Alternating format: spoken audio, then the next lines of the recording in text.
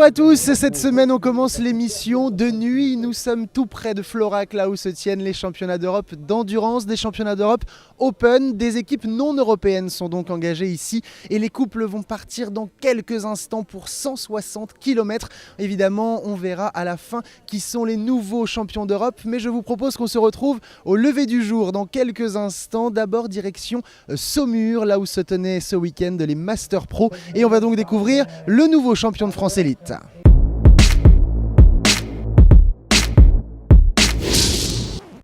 C'est un championnat pro élite très serré qui s'est déroulé ce week-end à l'ENE, mais le champion 2010 a finalement conservé son titre. Arnaud Serre et Elio II, tout juste revenus des championnats d'Europe de Rotterdam où le cheval semblait manquer de fraîcheur, ont réussi à s'imposer dans les 3 reprises, obtenant donc logiquement la meilleure moyenne. C'est une énorme satisfaction de garder son titre, déjà avec Elio. Ça a été difficile parce qu'on a eu une saison qui a été longue, parce que l'objectif de la saison était le championnat d'Europe. Donc là on était en balance pour venir sur le championnat de France parce que nos chevaux on les sentait un peu fatigués de cette saison qui a été longue. Donc on a quand même pris la décision de venir parce que c'était pour nous normal de représenter ce qu'on avait fait à Rotterdam, de le montrer un peu à tout le monde. Sur les carrières de Saumur, on remarque que la relève progresse puisque juste derrière, Claire Gosselin et Caramel de Lauture, qui débutent à ce niveau pro-élite, ont réalisé un beau championnat et talonnent tout le week-end le champion de France. En bronze, on retrouve un cavalier d'expérience, certes, mais une jument qui progresse, Pierre Subilo et Taliti. Enfin, une autre performance est à signaler, celle de Jessica Michel qui emporte 3 titres ce week-end, le Critérium Pro 1, le Petit Tour et le championnat des 7 ans.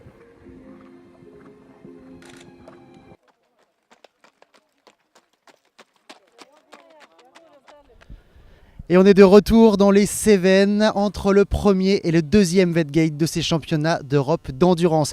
Vous la voyez passer juste derrière moi, Maria Mercedes Alvarez Ponton, la championne d'Europe en titre, est pour l'instant deuxième derrière un cavalier émirati. Et c'est le français Pierre Fleury qui est en 3e position. On va tout de suite continuer maintenant de vivre cette course qui était le théâtre des premiers championnats d'Europe il y a déjà 27 ans.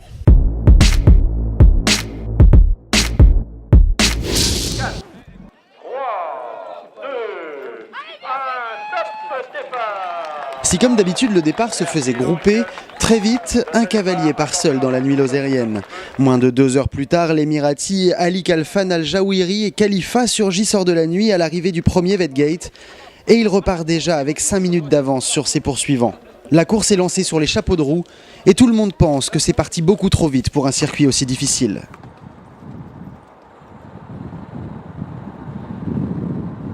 Une avance qui augmente au fur et à mesure des kilomètres, si bien que dans le brouillard sur le Montégoal, au kilomètre 68, l'homme de tête a déjà 25 minutes d'avance sur le groupe qui suit. Groupe dans lequel on retrouve Maria Alvarez Ponton et Nobi, mais aussi les 2 individuels français Pierre Fleury et Grégoire Tilquin.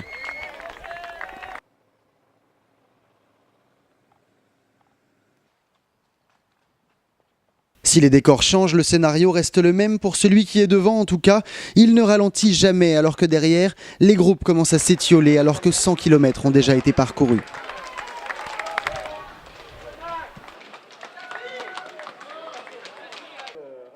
Kilomètre 109, c'est l'heure du 4e Vetgate. Il est 12h20 quand l'Émirati se présente, soit 27 minutes avant l'Espagnol, mais aussi l'Allemande Sabrina Arnold, 2 Bahreïnis, un Qatari, une Italienne et toujours les 2 individuels français qui suivent le rythme. Et à 13h, c'est l'équipe de France qui va se présenter. Virginie Adjé, Sonny Demedy et Julien Coichet sont regroupés, talonnés par les Espagnols. Avant les 2 dernières étapes, la France et l'Espagne se tiennent en 1 seconde pour le championnat d'Europe. Il reste 50 km. Pour l'instant, rien n'est gagné, rien n'est perdu.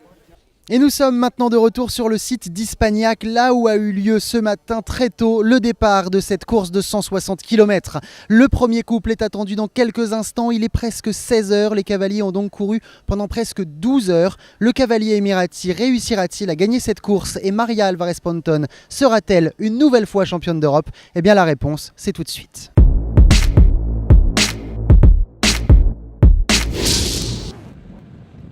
Florac est un parcours difficile, très difficile, si bien qu'il y a ceux qui réussissent et ceux qui sont à la peine.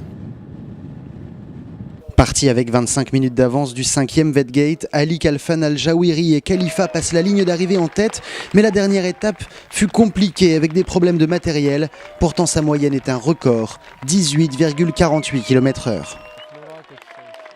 Florac, vous savez, c'est un de mes rêves. En fait, ce cheval est un excellent cheval, mais je ne savais pas ce qu'il pouvait faire ici, parce qu'il n'a jamais couru dans la montagne, vous savez. C'était très risqué, parce que je suis allé très vite. J'ai essayé. Je disais, ça passe ou ça casse, et merci à Dieu, tout s'est très bien passé. Bien sûr, son résultat ne compte pas pour le championnat d'Europe remporté une nouvelle fois par Maria Alvarez-Ponton et Nobi. Une dernière étape rondement menée puisque l'Espagnol arrive seulement 7 minutes après l'Emirati. La deuxième place du championnat revient à l'Allemande Sabrina Arnold et Bo OX et 2 Français se battent pour la 3e place.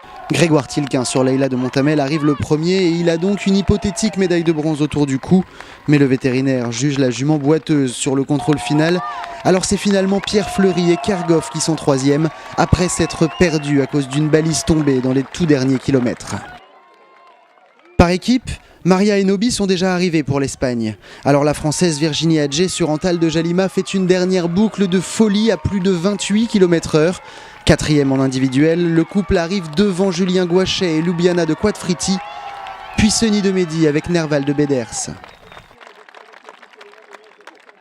Quand arrive le 3e espagnol, le clan français tremble car au chronomètre, c'est l'Espagne qui est plus rapide. Mais le contrôle vétérinaire est fatal. Le cheval espagnol est sorti pour irrégularité et le dernier couple jaune et rouge arrive beaucoup trop tard. Les Bleus sont champions d'Europe devant les Espagnols et les Belges. Eh bien, je suis avec la grande gagnante de ces championnats d'Europe ici à Florac. 4e titre pour vous, Maria. Bravo, congratulations. Thank you very much. Thank you. Alors, vous avez gagné 2 fois les championnats du monde et c'est la 2e fois que vous gagnez les championnats d'Europe avec ce même cheval. Votre secret, c'est quoi? Il n'y a pas de secret, je crois que je monte le meilleur cheval du monde et je fais également partie du meilleur team du monde, celui de Juma. Grâce à ces 2 choses, c'est plus facile. Ce n'est pas facile, mais c'est plus facile de remporter des courses. Nobi a l'air d'être un cheval très calme, toujours très calme. Est-ce que vous ressentez ça vous aussi? Non, il semble calme, même quand il est très excité. Ce n'est pas comme si on faisait en sorte qu'il soit calme. On lui fait faire ce qu'il aime et c'est cela qui le calme en fait. Quand il est en course, il devient excité. Il aime vraiment la compétition. Et alors, bon, vous avez gagné ces championnats d'Europe, mais ici c'était un championnat open. Un Emirati a gagné la course. Alors, est-ce que vous êtes très heureuse ou un peu déçue quand même de ne pas être arrivée ici la première? Non, pas du tout. Je suis 100% heureuse. Je suis heureuse qu'il ait gagné. C'est un de nos amis. C'est un très bon cavalier. Et depuis hier, je ne me préoccupais pas des autres cavaliers qui n'étaient pas européens. J'ai juste été au combat avec le Qatari sur la fin parce qu'il emmenait Sabrina Arnold avec lui. Si cela n'avait pas été le cas, je ne lui aurais pas mené une lutte aussi acharnée. Mon attention était uniquement tournée vers les championnats d'Europe.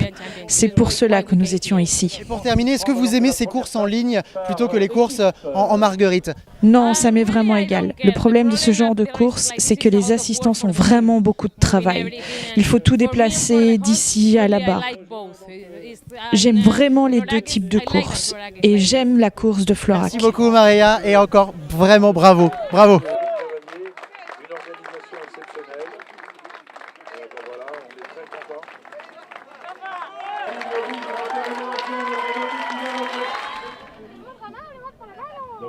Et après la médaille d'or individuelle, voici la médaille d'or par équipe. Ils ne l'ont pas encore autour du cou, mais vous avez reconnu Virginie Adjé, Seni de Mehdi et Julien Gouachet. Félicitations à tous les 3. Alors je vais vous demander à chacun ce que vous avez ressenti tout au long de la course et quand vous avez passé la ligne d'arrivée d'abord. Virginie.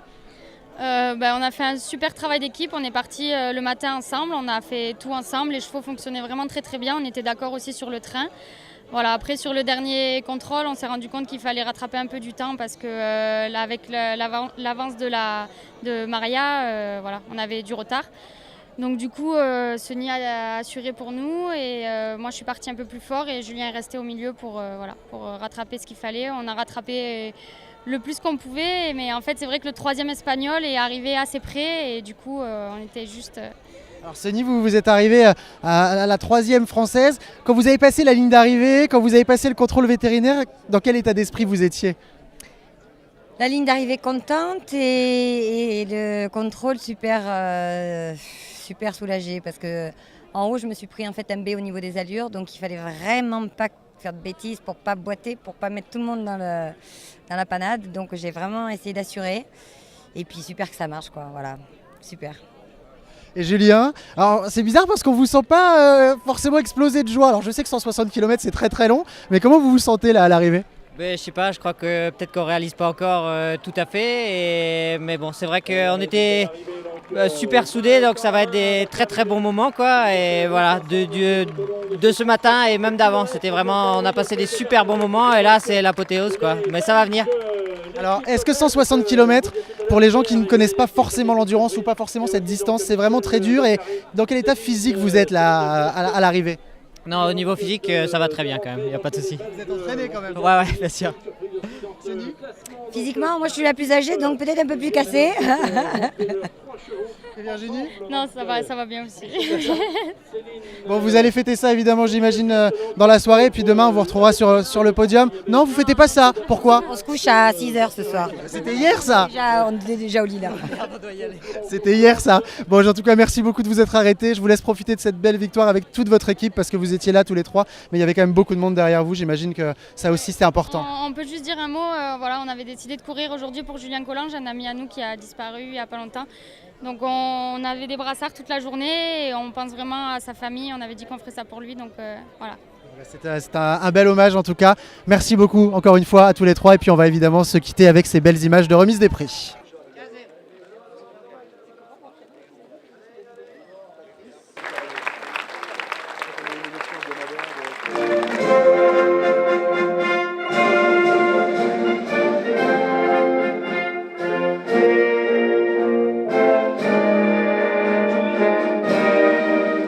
Cette longue journée, ces championnats d'Europe d'endurance sont maintenant finis. La semaine prochaine, rendez-vous sur d'autres championnats d'Europe, direction Madrid pour le saut d'obstacles. On espère là aussi voir évidemment une belle médaille française.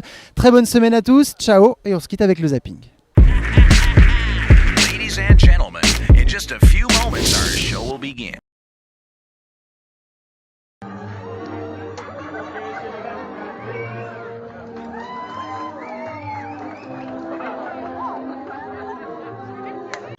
Découvrir les plages de France à cheval, une activité qui séduit de plus en plus.